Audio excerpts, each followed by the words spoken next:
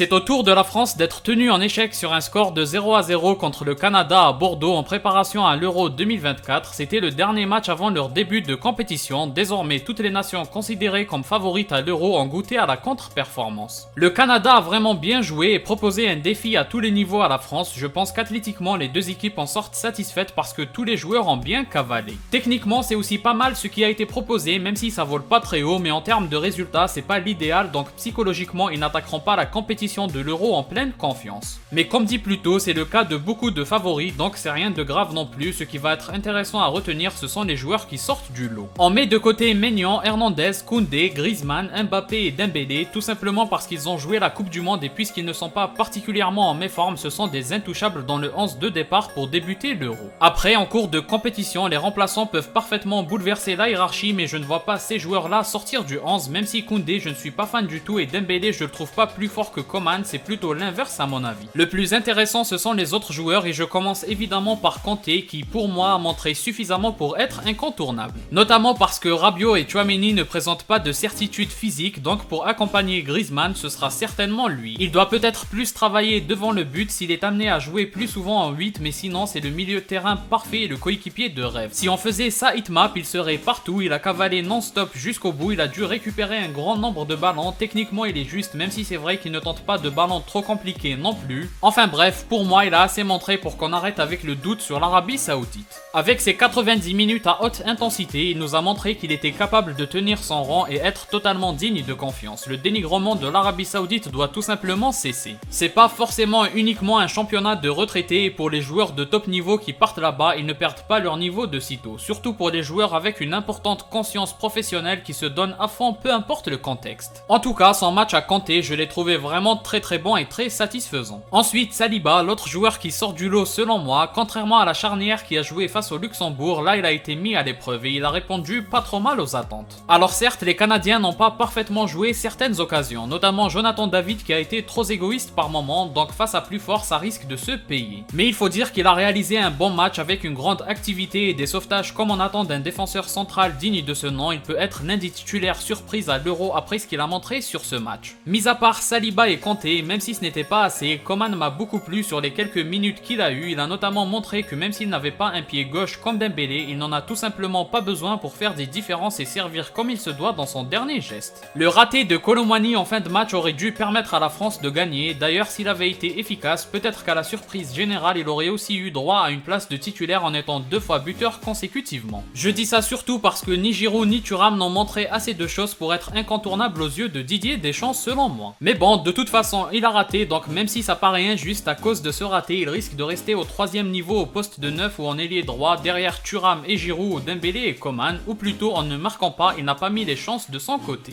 Mbappé a mis le feu sur son entrée, même s'il n'a pas réussi à conclure, c'est ce que Barcola aurait dû faire pour renforcer l'hypothèse d'être super sub. Pour moi, l'entrée de Barcola aura été un peu trop quelconque, notamment si on compare à Mbappé. Et enfin, pour conclure ce bilan joueur par joueur, concernant Camavinga, malheureusement c'est vrai que c'est un joueur qu'il est difficile d'analyser. Il peut apporter la gagne à son équipe mais aussi la défaite, son jeu est trop risqué. Selon moi, si Tchouaméni ou Rabiot sont disponibles, il ira sur le banc. Avec Fofana, il y a peut-être match, mais si l'entraîneur veut un joueur physique et safe comme on dit dans le gaming, Camavinga risque d'être le dernier des derniers. C'est vrai que c'est assez fou de dire ça pour un joueur qui s'est imposé comme l'un des titulaires au Real Madrid, mais c'est un constat amer. Toujours est-il que dans ce cas, personnellement je l'utiliserai quand même comme super sub, ça lui a souvent réussi au Real Madrid. En tout cas, globalement c'est ce que je retiendrai de ce match et de cette période de préparation en général, donc je vois bien la France partir avec Thuram ou Giroud accompagné de Dembélé et Mbappé sur les côtés, Griezmann Kanté avec ou Tchouaméni ou Rabiot ou Fofana ou Camavinga, Koundé avec Konaté ou Upamecano avec Saliba et Théo Hernandez et enfin Maignan. Coman, Giroud et Barcola comme premiers remplaçants et pour le reste ça dépendra de l'état de fatigue des joueurs et du déroulement du match. Et pour conclure, la France reste le favori à l'Euro selon moi, même si je pense qu'ils sont 4, 5 ou 6 nations à avoir un niveau assez rapproché et peuvent tous prétendre à la victoire finale. Comme d'habitude, n'hésitez pas à donner votre avis en commentaire. Si vous avez aimé, laissez un like et abonnez-vous pour ne rien rater. Partagez aussi la vidéo pour me soutenir. Moi je vous dis à la prochaine, portez-vous bien.